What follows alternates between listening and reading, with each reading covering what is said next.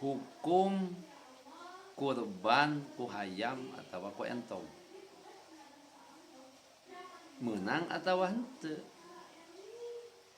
Dijawab ku kitab Bugiyatul Mustarsidin kasauran Ibnu Abbas annahu yakfi fi udhiyati minad dujajah.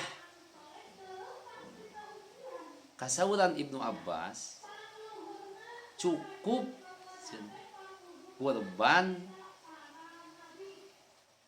ku hayam atau ku entong. Bahkan muatan karena ieu kawateh Syekh Imam Midani. Tapi kapayuna dikuatan qala Syekhuna menang pek anu sakawal Ibnu Abbas. Tapi ya'muru bil fakir,